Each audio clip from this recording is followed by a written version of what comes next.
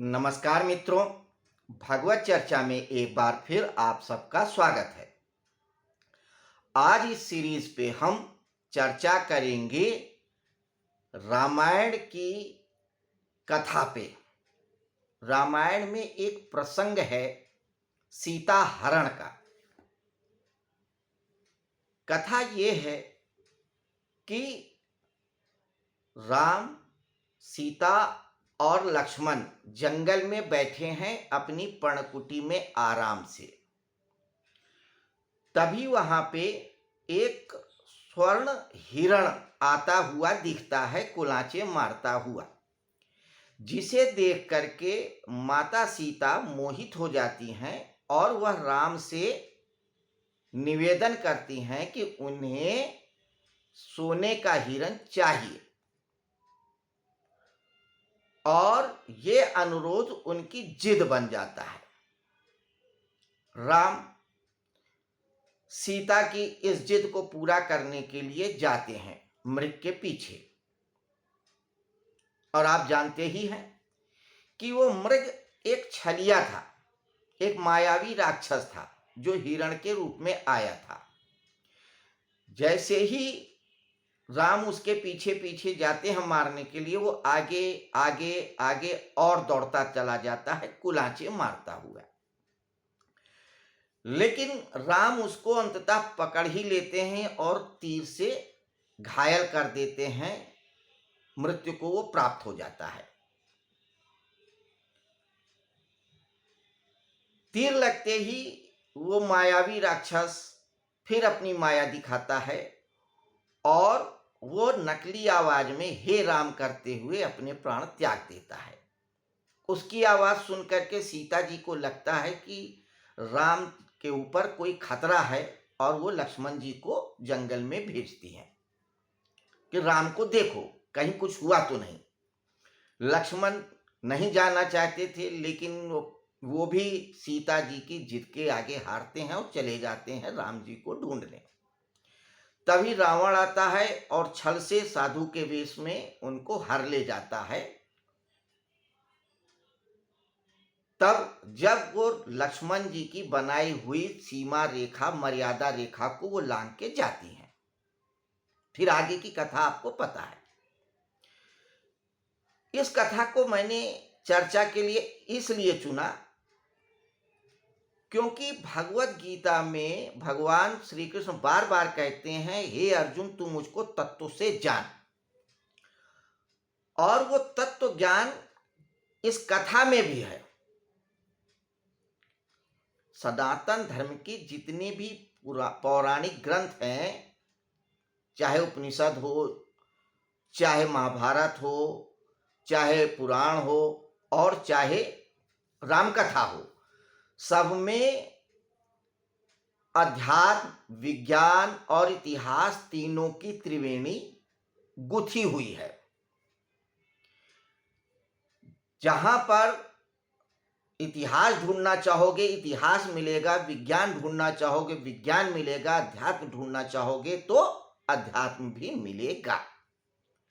फिलहाल हम आध्यात्मिक तत्व उसमें ढूंढते हैं, क्या है। सांख्य के लिए भगवान श्री कृष्ण पुनः कहते हैं कि हे अर्जुन, मैं ज्ञानों में सांख्य ज्ञान हूं। आप जानते हैं सनातन धर्म के 6 महान दर्शनों में पहला दर्शन सांख्य दर्शन कहलाता है, जिसके लिए अर्जुन कहते हैं कि ये ज्ञानों में सबसे श्रेष्ठ है। वही सांख्य दर्शन कहता है इस पूरे जगत में, संसार में जब सत्य को ढूंढोगे तो 25 तत्व ही पाए जाएंगे। उन 25 तत्वों में 2 तत्व मुख्य हैं, प्रकृति और पुरुष। तो यहां पे बात सिर्फ प्रकृति और पुरुष की हो रही है। प्रकृति है सीता जी और पुरुष है राम। प्रकृति और पुरुष, पुरुष है चेतन और प्रकृति है जड़। प्रत्येक मनुष्य के अंदर ये प्रकृति और पुरुष दोनों ही तत्व रहते हैं, संसार में हर जगह हैं। लेकिन मनुष्य के अंदर भी दोनों तत्व हैं। एक हिस्सा जड़ का है, एक हिस्सा चेतन का है। जो आत्म तत्व है वो चेतन तत्व है, वो राम का प्रतिनिधित्व है, और जो प्रकृति तत्व है वो सीता का प्रतिनिधित्व करता है। तो प्रकृति जो है वो संसार की तरफ खींचती है, और पुरुष जो है प्रकृति से जुड़ता नहीं है, फिर उसके साथ रहता है, उसके साथ जुड़ता नहीं है। वो पुरुष है तो किसी के साथ लिप्त नहीं होता है। तो राम किसी के साथ लिप्त नहीं, ना पाप से, ना पुण्य से, ना अच्छे से, ना बुरे से। वो सिर्फ लीला करते हैं, साक्षी भाव से देख रहे हैं। तो ये जो आत्मा रूपी राम है वो प्रकृति के साथ जब जुड़ जाती है तो ही फंसती है, जब प्रकृति के कहने पे आ जाती है। तो आत्मा को प्रेरित करती है प्रकृति की, तुम जाओ उस सोने के हिरण को लेके आओ। नतीजा वो जो पुरुष तत्व है, राम तत्व है, वो एक युद्ध में और एक माया जाल में फंस जाते हैं, जिसका परिणाम आप सब लोग जानते हैं। तो यहां पे इस कथा के माध्यम से यही कहा गया है कि जो हमारे अंदर सूर्य तत्व, आत्म तत्व यानी राम है, वो निसंग रहे। प्रकृति यानी सीता, यानी कि जो प्रकृति है उसके बहकावे में ना आए। जब भी आएगा, मैं ये नहीं कहता माता सीता को गलत नहीं कह रहा, लेकिन वहां पे तो वो लीला कर रहे हैं, वो सिर्फ आपको दिखाने के लिए, एक दृष्टांत के लिए है। इतिहास है या नहीं है ये एक अलग विषय है, इस पे अभी चर्चा नहीं करेंगे। तो जब भी प्रकृति अपनी तरफ आकर्षित करे तब आपको सावधान हो जाना चाहिए, सिर्फ साक्षी भाव में खड़े हो जाना चाहिए। और जैसे ही आप साक्षी भाव में आएंगे, आप अपने आत्म तत्व यानी राम के साथ स्थापित हो जाएंगे और आप एक युद्ध से बच जाएंगे, एक माया जाल में आने से बच जाएंगे। तो छोटी छोटी जो हमारे यहाँ कहानियां हैं, चाहे मामा मारीच की हो, अब उसमें ये ज्ञान छुपा हुआ है। अगर आप देखें तो ये जो शब्द हैं ये भी बड़े इंडिकेशन करते हैं, सेल्फ एक्सप्लेनेटरी हैं। मामा मारीच यानी मृग, तो मृग से मरीचिका बना है। मृग मरीचिका एक शब्द है ना, कि आदमी जब रेगिस्तान में प्यासा होता है तो उसे दूर पे जो रेत होती है उसमें पानी दिखता है, और वो पानी के पीछे पीछे भागता है और वहीं रेगिस्तान में मर जाता है। इसी को कहते हैं मृग मरीचिका। तो मृग तो वैसे ही है, और मरीचिका को हमने आगे कर दिया, मारीच, तो मामा मारीच। तो ये मारीच जो है वही मृग मरीचिका का द्योतक है, तो मृग आगे कर दो तो मृग मरीचिका बन जाता है। तो मृग मरीचिका वही है कि जब हम प्रकृति में पूरे आनंद को देखना शुरू करते हैं, उस ब्रह्म को, क्योंकि जो प्रकृति है एक हद तक सत्य है, लेकिन जो परम सत्य है वो सिर्फ माया है। जब शंकराचार्य का द्वैत सिद्धांत कहें, देखेंगे, पढ़ेंगे, तो वो यही कहता है कि ये जो संसार है वो परम सत्य का विवर्त है, यानी दिखता तो है मगर है नहीं। जैसे कम रोशनी में या अंधेरे में रस्सी सांप जैसी दिखती है, व्यक्ति उस रस्सी को सांप समझ लेता है, रस्सी में सांप नहीं है, न रस्सी सांप है। तो रस्सी में जो सांप का दर्शन होता है वो विवर्त है। ऐसे ही संसार में जो सुख दिख रहा है ये उसका विवर्त है। या शंकराचार्य की मानिए या द्वैत सिद्धांत की मानिए तो संसार विवर्त है उस परम सत्य का, उस राम का जो पुरुषोत्तम है। दिखता तो है संसार, लेकिन संसार है नहीं।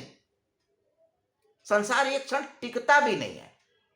जो अभी है एक क्षण बाद नहीं रहेगा, जो अगले क्षण है वो उसके अगले क्षण नहीं रहेगा, सिर्फ भासता है, लगता है, होता नहीं है। तो वो मृग लग रहा है, जो सोने का है वो सोने का नहीं है, वो मायावी राक्षस है। अगर हम उस मायावी मृग के पीछे भागेंगे तो एक माया जाल में ही फंसेंगे, इसलिए वहां हमको सावधान हो जाना चाहिए। तो इस कथा में चाहे मृग हो राम हो, लक्ष्मण हो, सीता हो, रावण हो, सब किसी न किसी भाव विचार को, सिद्धांत को बताते हैं, किसी सत्य को उद्घाटित करते हैं। लक्ष्मण ने जो रेखा खींची वो सीमा रेखा है, मर्यादा की रेखा है। तो जब हम अपनी मर्यादा से आगे जाते हैं, लिमिटेशंस के आगे जाते हैं, तो ही कष्ट होता है। हमारी सामर्थ्य 1 लाख कमाने की, हम 1 करोड़ के लिए भागते हैं तो हम कहीं मरीचिका में फंसते हैं। हमारे पास जो नहीं है हम उसको चाहते हैं, और जो उसका अस्तित्व ही नहीं है तो वो मरीचिका है, विवर्त है, जो सिर्फ हमको लुभाती है, सत्य नहीं होती है। तो अगर हम पुराणों की, उपनिषदों की इन छोटी छोटी कथाओं को भी हृदयंगम कर लें, समझ लें, तो हम उस सत्य, उस तत्व को जान सकते हैं, जिस तत्व को जानने की बात कृष्ण बार बार भगवत गीता में कहते हैं। तो ये था एक छोटा सा प्रसंग जिस पे हमने चर्चा किया, अपने पुराण की, या कह सकते हैं कि रामायण की। इसी तरीके से सैकड़ों नहीं हजारों कथाएं और उपकथाएं संकलित हैं वैदिक वाङ्मय में या सनातन वाङ्मय में, जिन्हें हमें जानना चाहिए, समझना चाहिए, नए तरीके से विचार करना चाहिए। तो हम सत्य को पा लेंगे, जिस सत्य को पाना हमारी आत्मा की अंतिम और प्रथम इच्छा रही है और रहेगी। तो मित्रों, ये थी छोटी सी वार्ता, या कहते हैं छोटा सा एक विवेचन पौराणिक कथा पे। इसी तरह हम आगे दूसरी और कथाओं पे चर्चा करेंगे और समझने की कोशिश करेंगे कि ये कथाएं और उपकथाएं हमें क्या शिक्षा देती हैं। तो अगले वीडियो तक के लिए आप इंतजार करें। आज के लिए बस इतना ही। नमस्कार, शुभ रात्रि।